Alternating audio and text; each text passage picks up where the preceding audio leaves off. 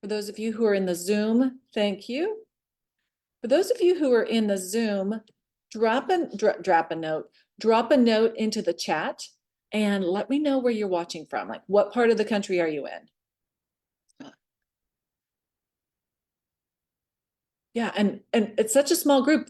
Throw on your camera, y'all. Throw on your camera. Let's say hello. I see you, Jennifer. Thank you for the friendly face. It's just so weird sitting here staring at myself and like a bunch of blank screens.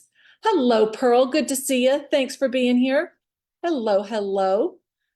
Megan, don't be shy.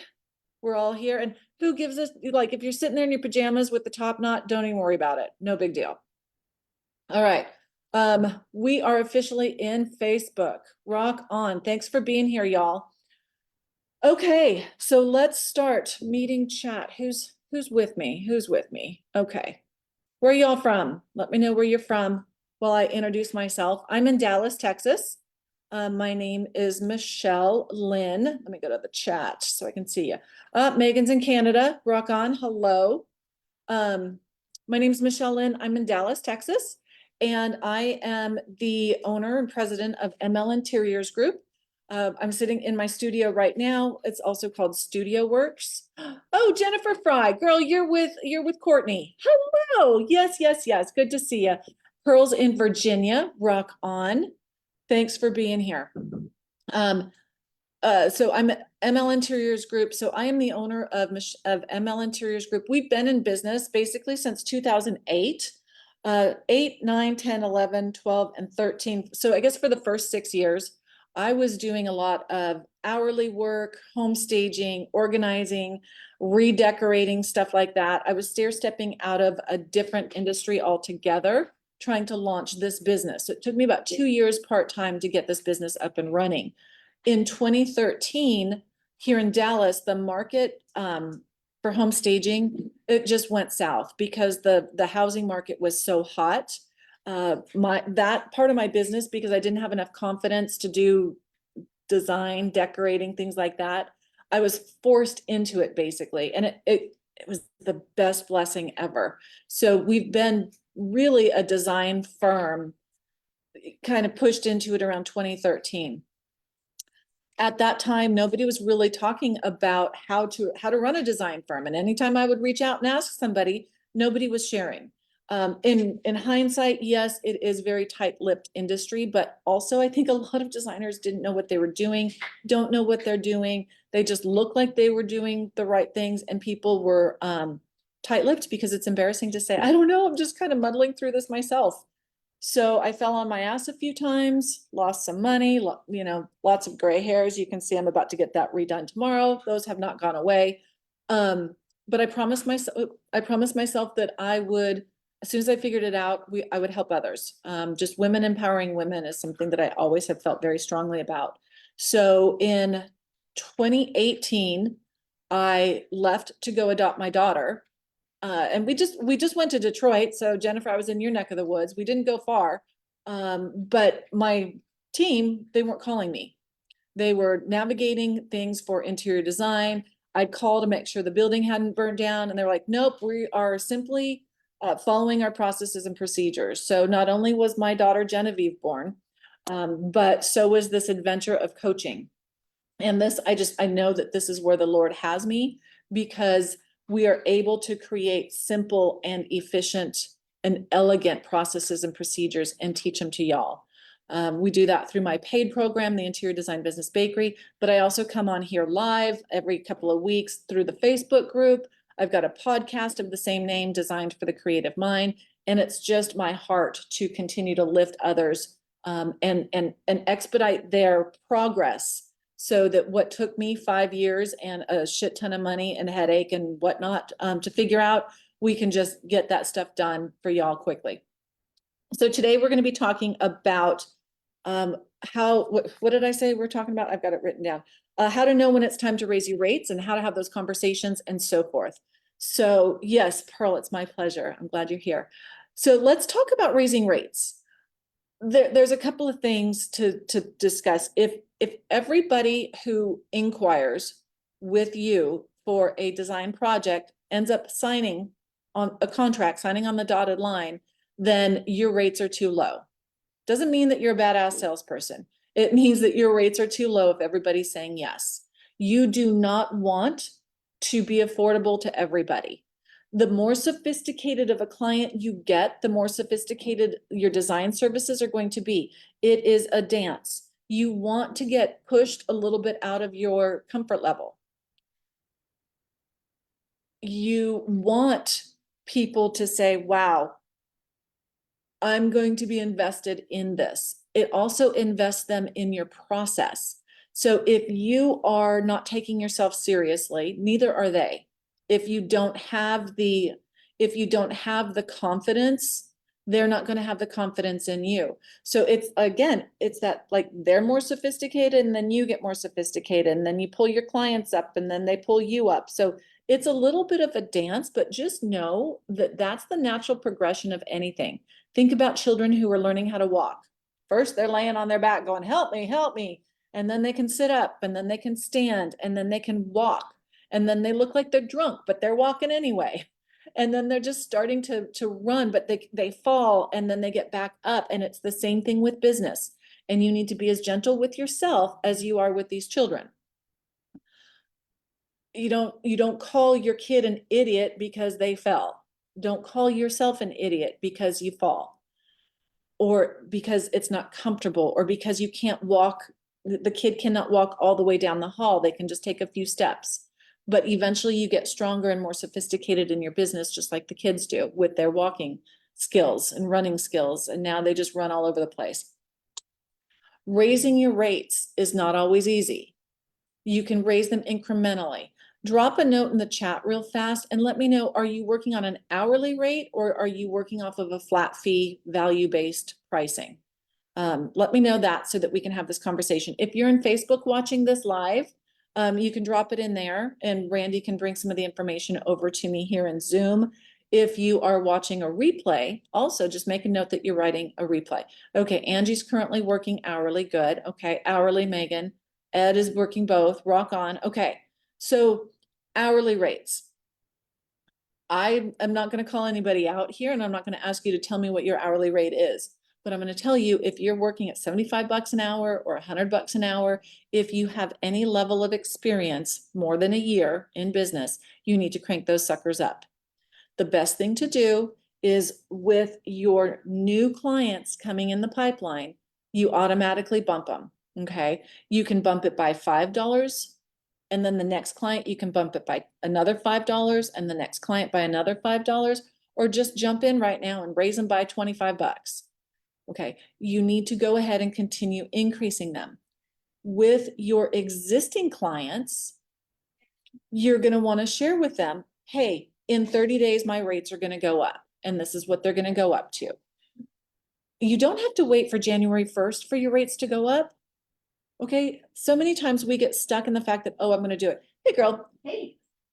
So we think that we're stuck in this amount until the beginning of the next year. No, girl, you can do it April 1st. Hell, technically you could do it next week. I just think it's really nice to be able to give existing clients a little bit of a notice. And you might do it differently with different clients. If you have 5 current projects right now, you might say, okay, I'm wrapping up with this one, so I'm not even going to mention it to them. These people have a little bit longer to go, but what if I can wrap it up quickly for them and get them off the books?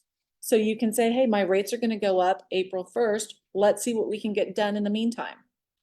Or, hey, my rates are going to go up. And if they're going to be around for a while, you can even say something along the lines of, hey, for new clients, I'm going up to X number of dollars. Right now, this is where you are. What I'm going to do is I'm going to grandfather you in right here at the middle. Okay. So that you're still increasing your rates, but they feel like they're getting some sort of a special deal. And maybe you're going from 100 to 150, or maybe that's what you're telling them. Maybe you're actually going from 100 to 125. Okay. Just, you can play with that and let them know, actually, I'm going, maybe, you should be going up to 150. Maybe, you should be going up to 200. This is also the beauty of why a flat fee works better, because then you don't have that awkward conversation of the lawyer saying, I don't even make 200 bucks an hour. Okay. Or whatever that looks like. Because it's really hard when you are pricing yourself hourly.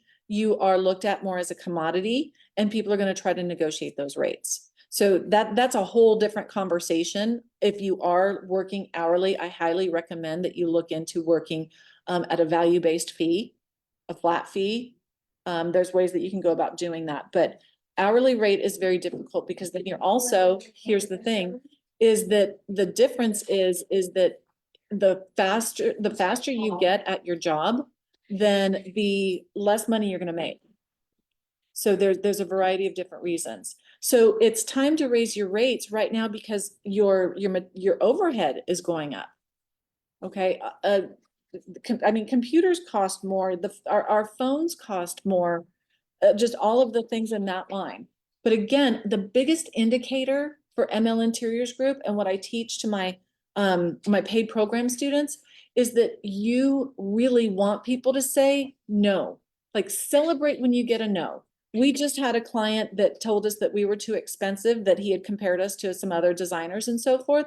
We know that the job was going to be like very massive. Like, we quoted an $80,000 design fee because of all the work it's going to take. Okay. And he said no. We were like, thank God, because if he had wanted us to do it for 60, we'd be losing money. So it's the same thing. Even with when we were hourly, if I was coming in, and y'all, I started off at 75 bucks an hour. So it's like, there's no judgment here.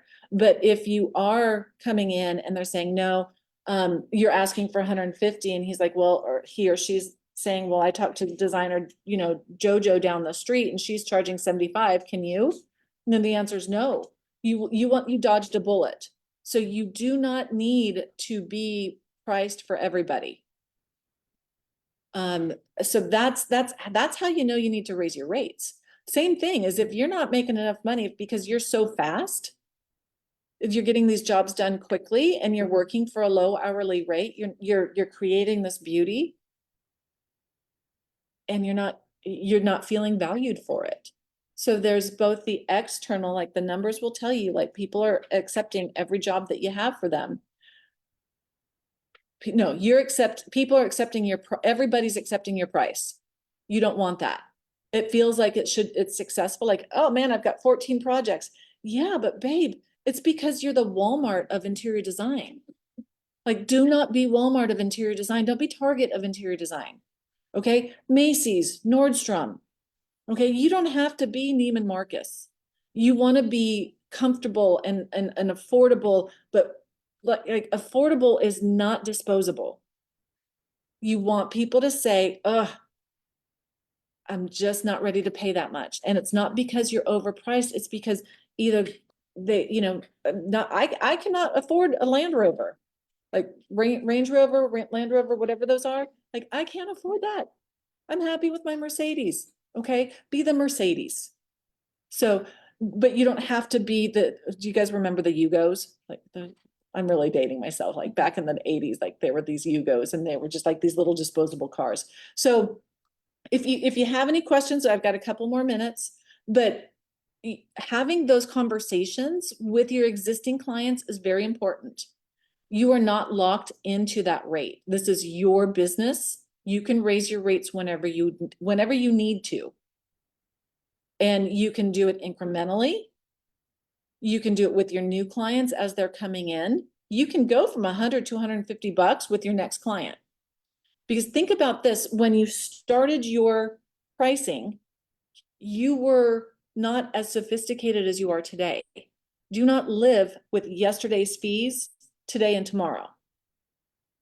Does that make sense, y'all? Does that make sense? Okay. Give yourself that flexibility. You are the CEO, and you're probably the CFO too. So you need to be taking a look at this through the lens of financials. The numbers are going to tell you, are you making what you need to make? Raise your rates until people start saying no. Raise your rates until people start saying no. Raise your rates and save some money and come into the interior design business bakery, and let me tell you how to really make some money. So there's just a little pitch for you there. Speaking of pitches, I also want to invite you to the Interior Design Business Success Summit. We are less than a month out. It is going to be held April 2nd through the 5th at Dallas Market Center here in Dallas, Texas. We have a block of rooms reserved and the pricing is good through, I want to say the 15th of this month. So y'all, if you think about coming, this is the time to do it. We will drop the link in the chat, but also over in Facebook as well. So it lives there because we're about to jet from Zoom. But do you guys have any questions real fast? If you do, just drop them into the chat.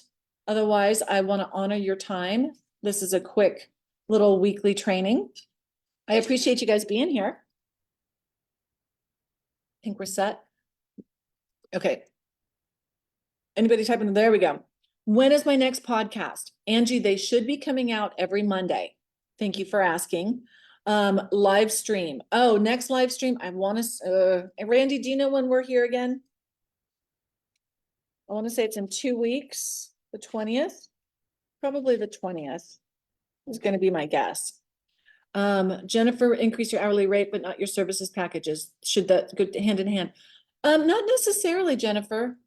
If your services package, and actually go back to Courtney and tell her to go back to module 3 and look at those flat fees. It makes a huge difference in that respect. I don't think you necessarily need to add, depending on where you are, you don't necessarily need to add more work to go in line with your hourly rate, because more than likely you've gotten more sophisticated in your deliverables anyway. Yeah, thank you, Randy. Yeah, I think it's in 2 or 3 weeks, Angie. We'll definitely post it in the Facebook group. What to do when you're, oh, thank you, Randy. 327, what to do when your creativity is zapped. That's what I'm about to do next week. Take some time off. There's a preview. All right. Thank you guys for being here. We tend to go 10 to 20 minutes on our live weekly ones. Podcast is designed for the creative mind. That comes out every Monday. I have some really great guests. We have some solo episodes and so forth. So thank you guys for being here. Thank you for your support. And please don't hesitate in the Interior Designers Business Launchpad to tag me and say hello, because I do. I cruise through there and stalk a little bit. So appreciate you. Have a good day. Have a good week. Thanks for having us. Thank you.